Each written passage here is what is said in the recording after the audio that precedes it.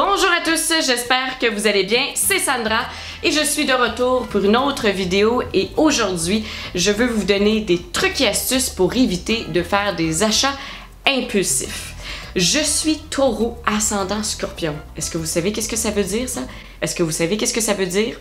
Taureau, très économe, Scorpion, extrêmement impulsif. Deux signes qui ne vont pas ensemble.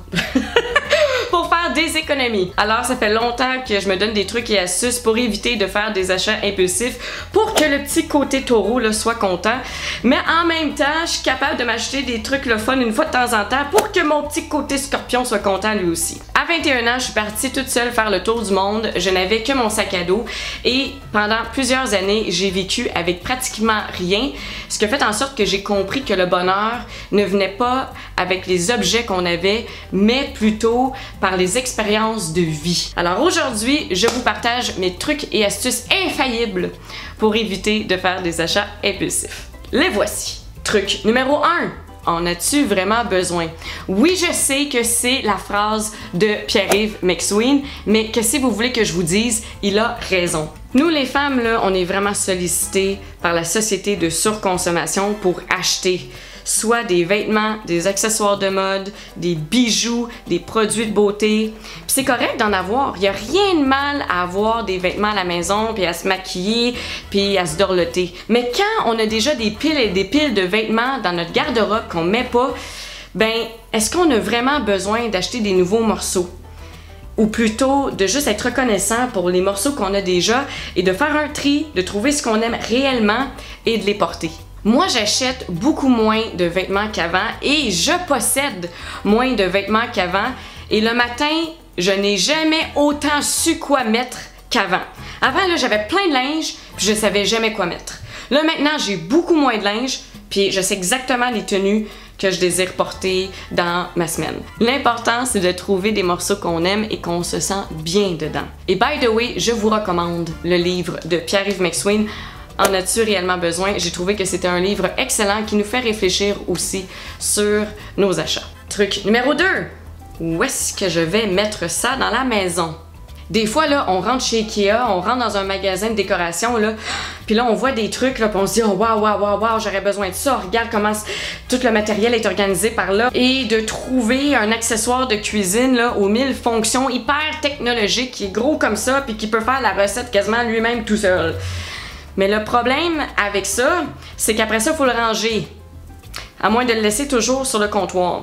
Donc, si vos armoires sont déjà pleines, si vos placards sont déjà pleins, pensez-y 2 fois avant de l'acheter. Parce que oui, ça peut peut-être vous aider dans votre vie quotidienne, mais après ça, où est-ce que vous allez le mettre? Puis là, ça va traîner. Donc, si vous en avez réellement besoin, achetez-le. Mais pensez au fait que peut-être que vous allez devoir désencombrer après. Truc numéro 3. Est-ce que j'en ai déjà un? Hey, à un moment donné, là, j'étais partie sur un trip de m'acheter plein de tasses. Ah, des tasses avec des flamants, avec des fleurs dessus. Mais j'avais déjà 1000 tasses dans mon armoire. Ou par exemple, un fer à cheveux. À un moment donné, là, j'en avais comme 5. J'ai pas besoin de 5 fers à cheveux. J'ai besoin de 1 fer à cheveux. Mais là, il y avait un nouveau fer qui était sorti avec une nouvelle technologie. Puis il était tout twisté de même. Puis là, supposément que c'est encore plus facile de faire des petites prisettes. Je l'ai jamais utilisé. Donc, vous voyez, pensez-y. Est-ce que vous avez déjà un fer à cheveux? Oui. Est-ce qu'il est fonctionnel? Oui. Est-ce que vous en avez besoin? Non. Pour éviter de racheter des choses qu'on n'a pas besoin, c'est important de faire le ménage de sa maison une fois de temps en temps. Tu sais, un gros ménage, là, une fois par 6 mois, juste pour voir dans le fond de nos tiroirs ou dans le fond de nos armoires ce qu'on avait puis qu'on s'en souvenait plus pour pas les racheter inutilement. À un moment donné, je cherchais une paire de ciseaux. Je savais que j'en avais une paire dans mon bureau, puis je savais que j'en avais une paire dans ma cuisine. Mais là, cette journée-là, je sais pas pourquoi, mais je les trouvais pas. J'ai fait un désencombrement. Savez-vous combien de paires de ciseaux que j'ai trouvées? Pas 2, pas 3, pas 4. 10. J'ai trouvé 10 paires de ciseaux. J'en avais tellement, là, c'était épouvantable.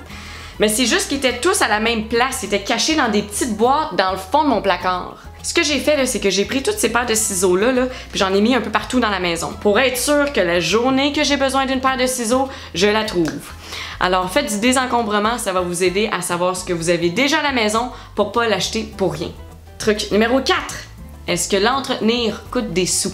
Ça peut paraître niaiseux, là, mais moi, je me suis acheté un manteau d'hiver que j'adore. Mais l'entretenir, là, c'est pas facile.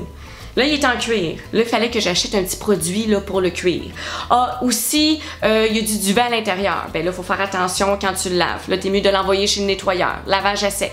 Là, j'arrive chez le nettoyeur parce qu'il est en cuir puis qu'il y a du duvet dedans. Ça me coûte 90$ chaque année pour le nettoyer.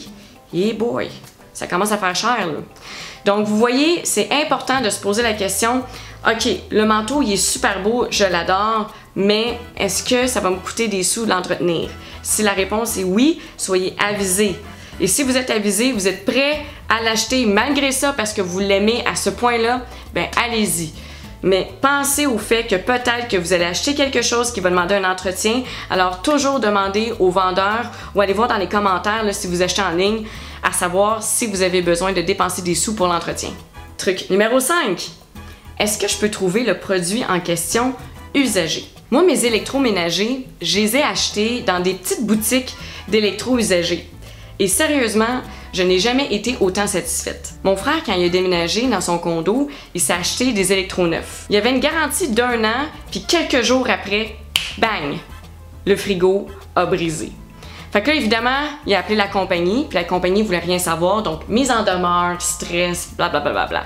Et finalement, il s'est tellement tanné parce que le frigo, il arrêtait pas de briser, il l'a juste donné à un de ses amis, puis quand il l'a donné à son ami, le frigo, il a encore brisé. Ça, là, c'est l'histoire typique de tout ce que j'entends des électros neufs.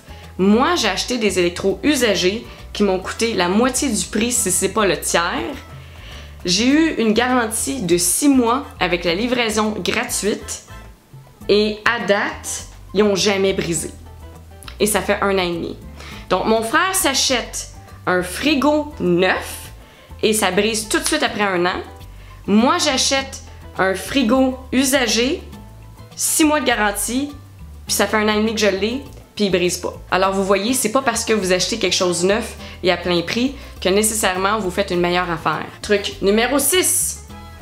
Quand vous faites bombarder de publicité sur un produit sur les réseaux sociaux, faites une recherche avant de l'acheter sur le site de la publicité. Parce que c'est tellement facile de cliquer là-dessus, de faire comme « Oh wow, des bas collants qui se brisent pas, j'en ai tellement besoin! » Mais peut-être que sur Amazon, peut-être que sur d'autres sites, vous allez trouver ce produit-là encore moins cher. Donc faites toujours une recherche sur le web à savoir si vous ne pouvez pas trouver le produit à rabais ou à un prix beaucoup moins dispendieux. Truc numéro 7. Évitez les pièges green. On est dans une ère là, où est-ce que les produits zéro déchet sont à la mode. Et c'est magnifique. Mais la seule chose, c'est que achetez pas des nouveaux produits si vous n'en avez pas nécessairement besoin. Si vous n'utilisez jamais de pellicules de plastique, allez pas vous acheter des pellicules de cire d'abeille parce que vous n'abriez pas de toute façon vos assiettes avec rien. C'est pas parce qu'on vous vend un produit révolutionnaire qui peut aider la planète que vous en avez nécessairement besoin. Et si vous achetez un produit zéro déchet ou écologique que vous n'utilisez pas, ben vous avez fait une dépense premièrement pour rien et deuxièmement, vous avez émis des gaz à effet de serre parce que la production de cet objet-là a dû émettre des gaz à effet de serre. Donc la meilleure façon d'adopter un mode de vie zéro déchet ou écologique, c'est d'utiliser ce qu'on a déjà et quand ces objets-là se brisent ou meurent, c'est là qu'on achète des produits zéro déchet. Truc numéro 8, ne vous laissez pas prendre par vos émotions. Surtout en confinement, c'est tellement facile d'aller à l'épicerie puis d'acheter un paquet d'affaires qu'on consomme jamais. Là. Et moi, j'ai été la première victime là-dedans. Je ne mange jamais de riz. J'adore le sushi, mais quand je vais manger du riz, c'est tout le temps en sushi et au restaurant. En confinement, j'ai acheté 2 sacs de riz parce que je me disais, mon Dieu, hey, faut que j'aille de la bouffe parce que là, on est en confinement, puis oh mon Dieu, si je peux pas sortir pendant 14 jours. Moi, ce que je mange chez moi, c'est des haricots puis du quinoa. J'ai jamais mangé de ma vie du riz à la maison, puis j'en ai acheté 2 sacs. J'ai laissé la peur m'influencer dans mon achat, mais le riz va rester sur mes tablettes pendant je sais pas combien d'années parce que je vais jamais le manger parce que je mange pas de riz. Donc, réfléchissez toujours à savoir est-ce que vous êtes en train de faire un achat impulsif parce que c'est vos émotions qui prennent le dessus ou simplement parce que vous avez vraiment besoin de cet article-là. Truc numéro 9. Faire des listes des produits qu'on a besoin d'acheter. Ça peut paraître niaiseux, Mais en regardant cette liste-là, on sait qu'on a besoin de s'acheter un nouveau vélo, on sait qu'on a besoin de s'acheter de la nouvelle vaisselle, on sait qu'on a besoin de s'acheter peu importe quoi. Mais de voir cette liste-là, premièrement, ça nous permet de bien réfléchir à savoir ce qu'on veut acheter. Et deuxièmement, quand on est pour faire un achat impulsif, c'est là qu'on peut se dire, bon ben là, si j'achète telle affaire, ça veut dire que je mets mon argent là-dedans puis pas là-dedans. Et ça, c'est des articles que j'ai vraiment besoin. Alors de faire des listes, ça peut vraiment contribuer à éviter des achats impulsifs. Et finalement, truc numéro 10, se poser la question, est-ce que ce produit va vraiment améliorer ma qualité de vie? Ça peut paraître niaiseux, mais des fois on va acheter des produits qu'on pense révolutionnaires, là, qui vont pouvoir nous aider à faire plein de choses, mais des fois on peut se tromper. Donc si vous achetez en ligne, regardez les commentaires pour savoir si les gens sont satisfaits. Vous allez voir, de poser ces questions-là pourra vous permettre de savoir si le produit est véritablement bon pour vous. Et voilà, c'est déjà tout pour aujourd'hui. Si vous avez aimé cette vidéo, n'hésitez pas à cliquer j'aime parce que lorsque vous cliquez j'aime sur une vidéo sur YouTube, vous aidez le créateur de contenu à apparaître dans les algorithmes, alors ça nous aide beaucoup. Aussi, si vous avez des suggestions de trucs et astuces pour éviter de faire des achats compulsifs, je vous l'ai dit, je suis taureau ascendant scorpion, alors mon scorpion il est fort, il faut que j'apprenne à gérer mon impulsivité, alors vos trucs sont toujours les bienvenus.